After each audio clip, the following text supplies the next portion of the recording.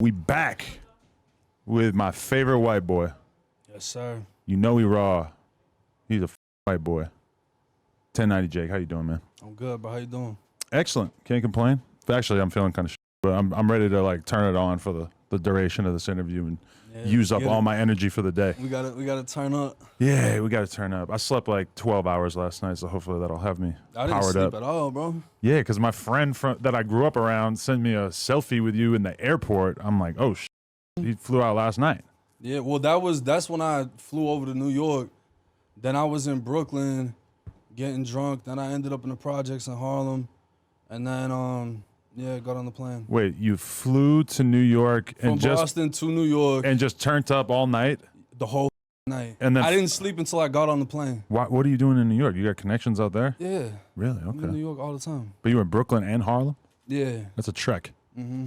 Who are you hanging out with out I there? can't tell you all that. We gonna my little situations I got going on. Situations, huh? Yeah. Wow, that's fascinating. I wish I had some street connections like that. Sounds fun. Damn, this thing, I almost feel like it's a... Okay, yeah, that's better. I almost felt it was like blowing into the microphone. It was sounding kind of weird. Our AC is out today, by the way, also. I feel it. Yeah, I'm definitely feeling it too. It's kind of weird. Normally it's like too cold in here. Today it's like a little too hot. We in here. So, okay. I figure we'll start off light, and I'll just ask you about, you took like a multi-month break from the YouTube streets at one point to build out your new studio and everything. How was that? And how was it a weird feeling to have to kind of take that time off? Nah, it wasn't weird. I enjoyed the break too much. Really? So in the middle of setting everything up, I kind of just fell off and was like, you know what? I kind of enjoy because the money was still there. Right.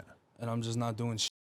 You know what I mean? And what it did is it put me on a decline to where I started to see the numbers going up because I'm not putting out anything. Yeah. So, you know, obviously that affects the money and everything. You still make else. a little bit on YouTube from your back catalog. You but make it something that you're comfortable with, but Yeah. you're not, you know what I'm saying? And I just got comfortable not doing nothing. But you had years where you were grinding out like a video a day or every other day or whatever. I was going crazy, bro, to the point that I wasn't doing anything else. Yeah.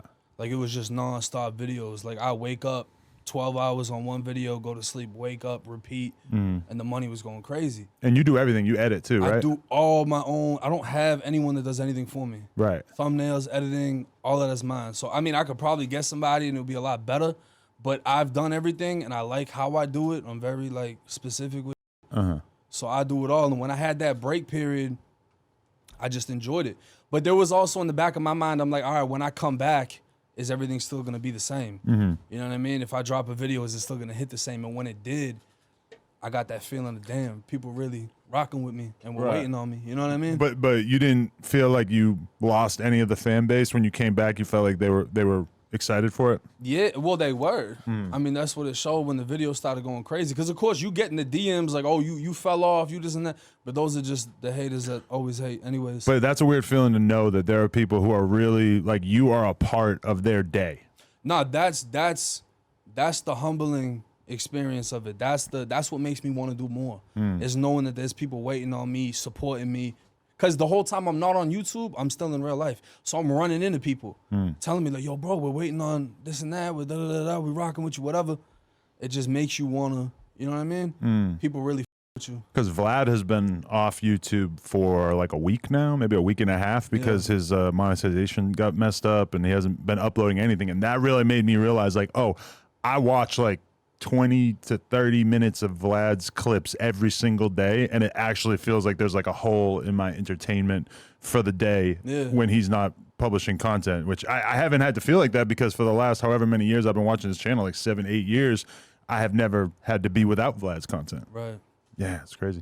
But so, okay, you're outside though, because I feel like for a while you were in the crib just grinding out videos, but are you taking that break, did that reconnect you with being able to like live your actual life and have more real life experiences? Nah, yeah, for sure. Because when I first started off, especially when the money was hitting how it was and I'm just nonstop pushing out content, I wasn't spending any money. So I wasn't going anywhere. I wasn't buying anything. I was just letting it stack up and just, you know, so the break and slowing down, and because it's supply and demand. If I'm pushing out everything nonstop, sometimes it'll hit, sometimes it'll wind down because it's so much content. If I break it up and I slow it down, it hits even harder because people are wanting it. Right. You know what I mean? That gives me time to enjoy the luxuries that come with this. Right, definitely. But are you like out in the clubs and shit? Yeah. You get sections?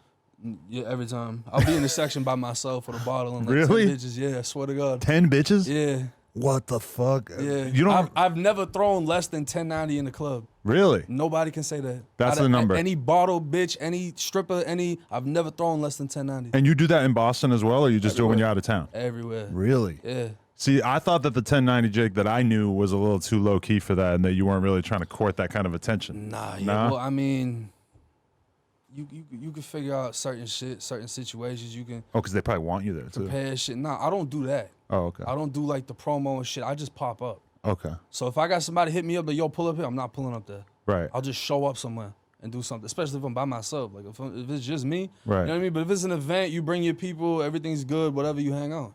Because it's different in Boston. Because I mean, I don't go to the clubs out here, so I don't know how it is. But like, you're a kind of big fish in a relatively small pond in Boston, because it's not really known for the nightlife, or the hip hop side of things is like underrepresented in Boston. Yeah. Well, the one club that I go to, everyone knows me. Yeah. So it's like, and that's where Millie's had his thing after his show, because he invited me out to his show. Shout out to him. Oh, okay. So the after party was at that same club. So the manager, all the security, they all know me. So I go in there, just hang out. It hit different.